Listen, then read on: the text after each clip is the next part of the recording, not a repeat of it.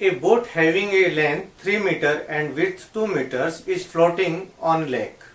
The boat sinks 1 centimeter when a man gets on it.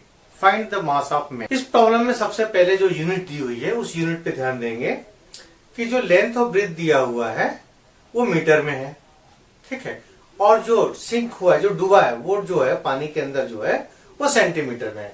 तो सबसे पहले हम एक बोट मान लीजिए, ये बोट है, ठीक है, इसका लेंथ है 3 मीटर और ब्रेथ है 2 मीटर और ये जो है 1 सेंटीमीटर है ना, मान लीजिए कि ये 1 सेंटीमीटर इतना ये पानी में डूबा हुआ है।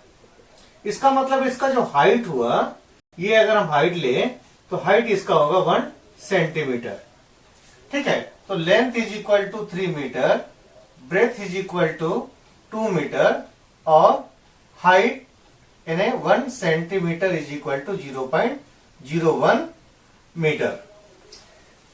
ये सब अब मीटर वाले यूनिट में आ गई। अब इससे हम निकालेंगे कि देखिए हमें जो निकालना है वो मास ऑफ द मेन निकालना है कि उन लोगों का मास कितना होगा।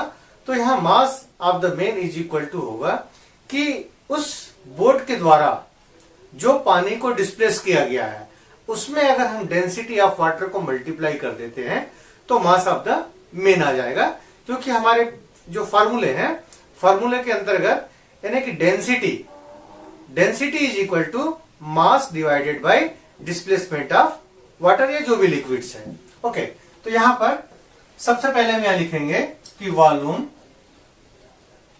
Displace by boat is equal to हो जाएगा, यानी इसकी वॉल्यूम जो होगी उतनी ही वॉल्यूम वो डिस्प्लेस करेगी, यानी कि डूबे हुए पार्ट की। तो लेंथ यहां पर 3 मीटर है, ब्रेथ 2 मीटर है और 1 सेंटीमीटर तक ये डूबा हुआ है। इसका मतलब है कि यहां length into breadth into height या 3 इंटू 2 इंटू 0.01, ठीक है, ये मीटर क्यूब हो जाएगा क्योंकि तीनों मीटर में है। अब ये हो गया 0.06 मीटर क्यूब। तो अगर हम मास लिखें, मास ऑफ मेन, ये इक्वल टू होगा वॉल्यूम डिस्प्लेस बाय बोट